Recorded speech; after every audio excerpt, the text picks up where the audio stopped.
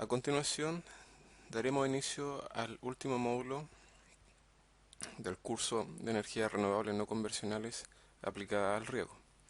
Este módulo nos toca tratar el tema de la energía eólica. En las presentaciones que siguen, discutiremos distintos contenidos respecto a la energía eólica, partiendo con el origen de los vientos, algunos tópicos referentes a la influencia de los obstáculos, sistema de prospección eólica. Luego veremos los análisis estadísticos de velocidades de viento y finalmente terminaremos analizando la potencia eólica que es aprovechable y cómo hacer una estimación de la energía generada. Para comenzar, hablaremos sobre algunos aspectos generales del viento. El viento se caracteriza principalmente por su gran variabilidad tanto espacial como temporal. Esto quiere decir que existen una serie de fenómenos que abarcan distintas distancias y distintos periodos de tiempo. Es así como podemos hablar de patrones de circulación global, que van desde algunas semanas o incluso años. Sus longitudes son enormes, que abarcan desde los 1000 hasta los 40.000 kilómetros, y uno de estos ejemplos son los jet stream, que son corrientes de aire de alta velocidad que circulan por la alta atmósfera. Luego tenemos fenómenos de escala sinóptica, principalmente lo que es el pronóstico de tiempo, que van con fenómenos de días a semanas y sus longitudes van desde los 100 hasta los 5000 kilómetros. Típico de estos son los ciclones y los anticiclones, conocidos como altas y bajas presiones, y también los huracanes. Luego tenemos fenómenos de menor escala. En la mesoscala, fenómenos que duran minutos y días y longitudes de 1 a 100 kilómetros, donde se caracterizan los tornados, las tormentas y las brisas entre el mar y la tierra. Y finalmente tenemos la microescala, cuya duración es segundos o minutos, y su longitud son algunos metros, por lo general menores a 1 kilómetro. Y aquí son características las turbulencias y las ráfagas. El principal motor del viento corresponde a los desbalances térmicos que se producen al calentarse la Tierra.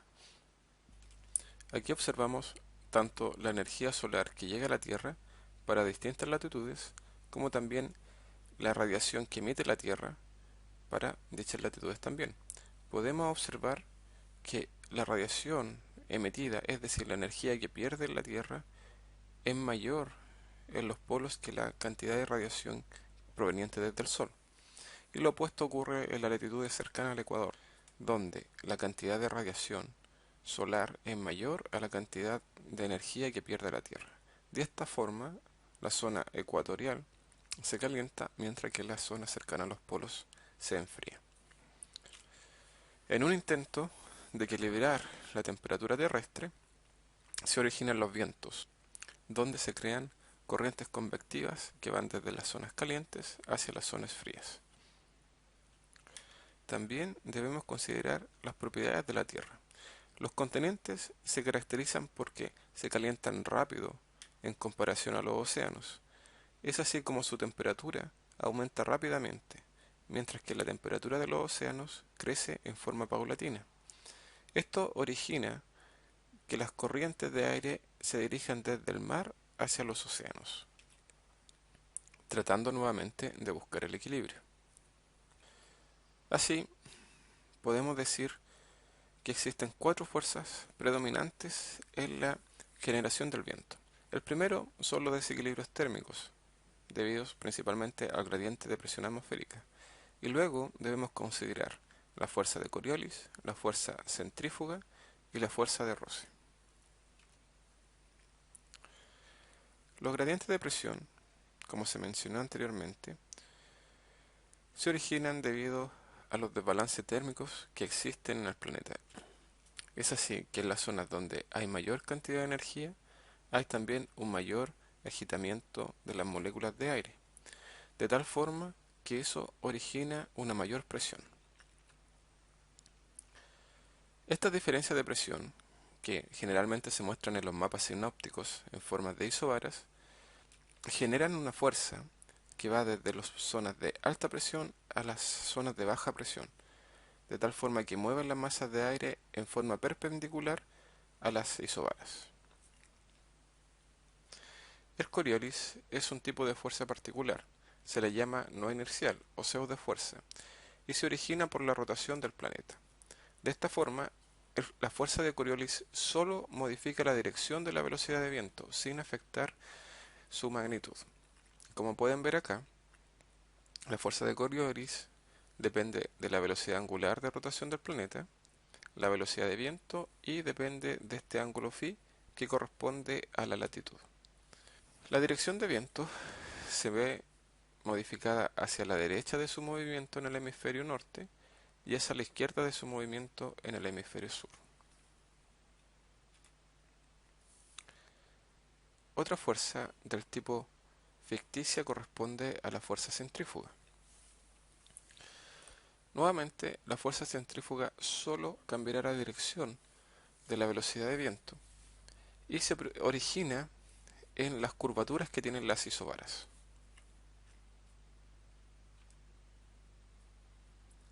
Al considerar estas tres fuerzas, el gradiente de presión, la fuerza de Coriolis y la fuerza centrífuga, se pueden definir lo que se conoce como circulación atmosférica general, que es donde se producen los vientos predominantes, pero en la alta atmósfera, es decir, no en la superficie. De esta forma, podemos hablar de los vientos alisios, que son vientos que se desvían hacia la izquierda, los vientos del oeste y de los vientos que se producen en las zonas polares. Estas tres zonas comparten transferencia de energía, si ustedes se fijan, por medio del núcleo tropical, del núcleo templado y del núcleo polar. Con lo visto hasta aquí ya podemos visualizar dónde se producen las principales corrientes de viento con mayor velocidad. Y estas principalmente están en las interacciones donde hay mayor diferencia de temperatura.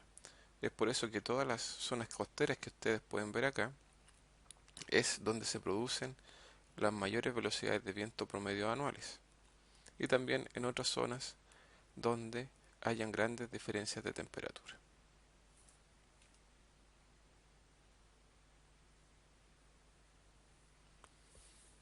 Desde el punto de vista del aprovechamiento de la energía eólica para la generación, ya sea de energía mecánica o de electricidad, interesa, ¿verdad?, ocupar el recurso eólico más cercano a la Tierra. Así, una de las fuerzas que mayor estudio necesita corresponde a la fuerza de fricción, como también el análisis de los obstáculos.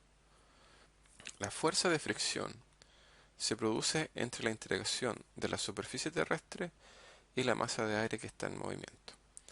Si ustedes se fijan en esta figura, podemos decir que a partir de los 2000 metros de altura sobre la superficie tenemos viento que no ha sido perturbado por la fuerza de fricción. Luego, a medida que vamos descendiendo y nos acercamos a la superficie terrestre, los efectos de la fuerza de fricción son mayores sobre la velocidad de viento. Si ustedes se fijan, esta flecha que está acá corresponde a la magnitud de la velocidad de viento. Es así que a partir de los 2000 metros hacia arriba esa magnitud es constante. Y luego, a medida que nos acercamos a la superficie terrestre, esa magnitud comienza a disminuir hasta que se hace cero a una cierta altura sobre el nivel del suelo. Bajo esa altura simplemente no hay velocidad de viento.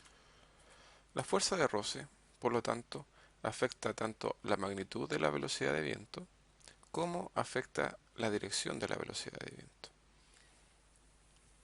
Es así que es necesario caracterizar las distintas superficies que hay sobre el planeta. En esta figura podemos ver algunas influencias del relieve sobre la velocidad de viento. Tenemos distintos tipos de colinas. Acá tenemos una colina que es bastante suave, una colina que tiene forma trapezoidal y una colina bastante aguda.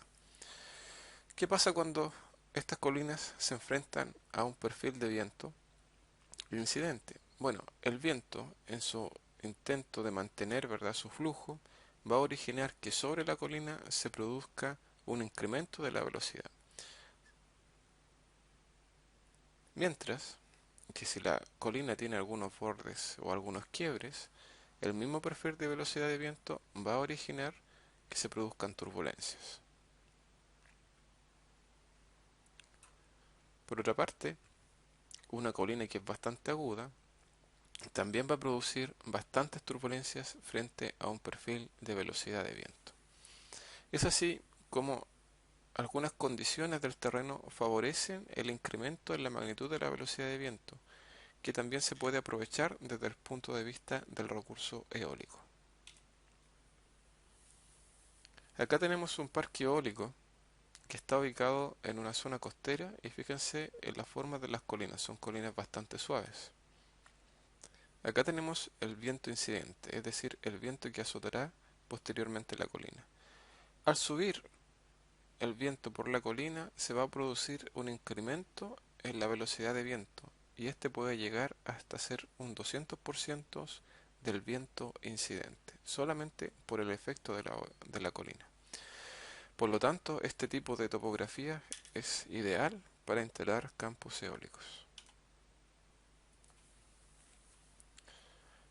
De la influencia del relieve podemos mencionar los distintos puntos. Primero, las colinas suaves de forma triangular o sinusoidal presentan un efecto acelerador. Y este efecto acelerador puede llegar a ser entre un 40 y un 100% de la velocidad de viento incidente. Por otra parte, la velocidad se atenúa a medida que aumenta la altura desde la cima de la colina. Es decir, que este efecto se produce justamente en la zona cercana a la colina. A alturas mayores, la velocidad de viento disminuirá. También tenemos que el incremento es prácticamente nulo a alturas superiores o bien 2,5 veces la altura de la colina. O también a alturas que sean mayores a la mitad de la anchura de la base de la colina. Es decir, que es preferible tener cerros que sean más anchos que altos. De esta forma el viento se ve forzado a pasar sobre ellos. El efecto acelerador es mayor cuando las colinas forman una barrera continua perpendicular a la dirección del viento.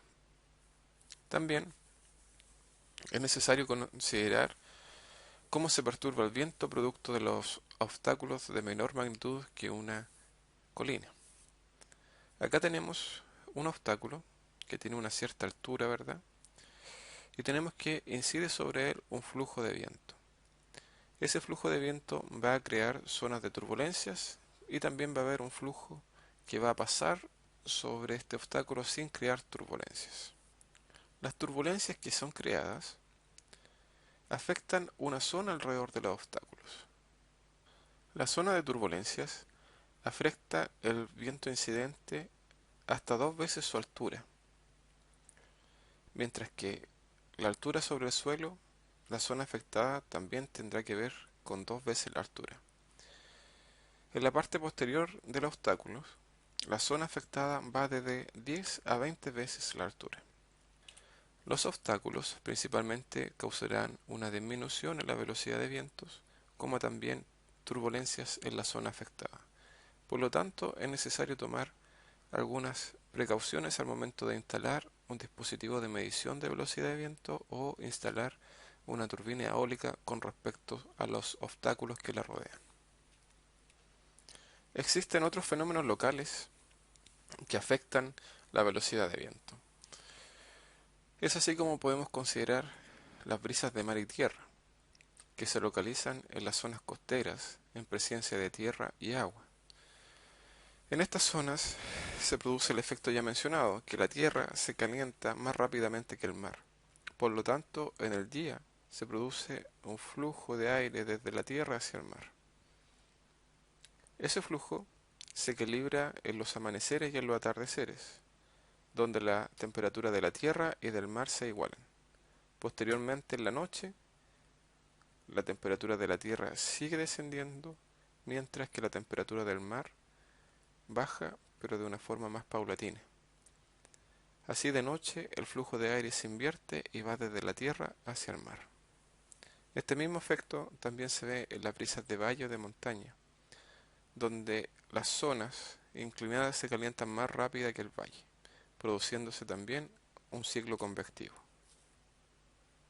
Otro fenómeno local corresponden a las corrientes tipo monzón, que se dan por largos periodos de tiempo y son estacionales.